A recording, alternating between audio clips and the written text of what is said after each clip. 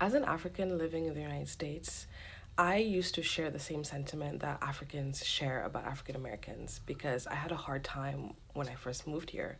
People used to always tell me, "You're not black enough, you're an Oreo, you're secretly white on the inside," as if I wasn't literally from Africa. But I now understand after living here for 8 years that black in the United States is a very specific criteria, and anything outside of that just doesn't fit. But I want to help African Americans understand that Africans coming to the United States are immigrants, first and foremost. Then they are Nigerian or Senegalese or whatever country they're from. And then at some point, they are black. But Africans don't put black high up on their identity well as much as African Americans do. And that is for legitimate reasons on both ends.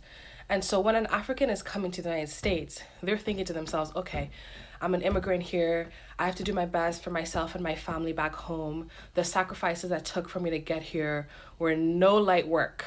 Okay, so I need to really align myself with what's going to make me successful in this country. And because it's the United States, it's the dominant culture, which is white American culture. And so Africans are going to instinctively ally themselves with the culture that's going to give them the most success. I mean, African Americans even admit that they have to code switch to be successful here because that's what brings success.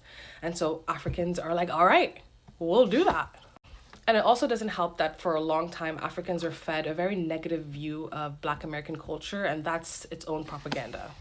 But because Africans are so conservative and they're coming to a country where Black Americans have been labeled as the antithesis to this conservative traditional family values, they have, if anything, more in common with Southern Baptist white racist people.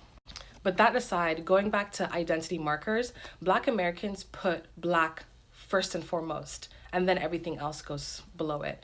And so they're thinking when another Black people come to our country, they're going to want to integrate with us, the other Black people, because Black comes first. And they get quickly disappointed in realizing that for Africans, Black and the identity and that coming is not first.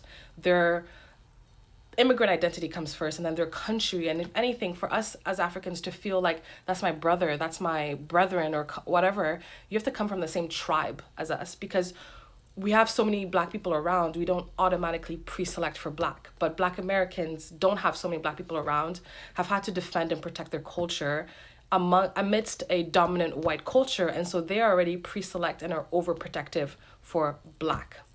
And so that's why I think at the core of it, there's a deep misunderstanding because of not realizing that we put where we put our identity markers and what we put first and what we prioritize are so different culturally because of our differences in trauma, realistically. And so it does make sense that Black Americans will be like, oh, my people, my brethrens, come here.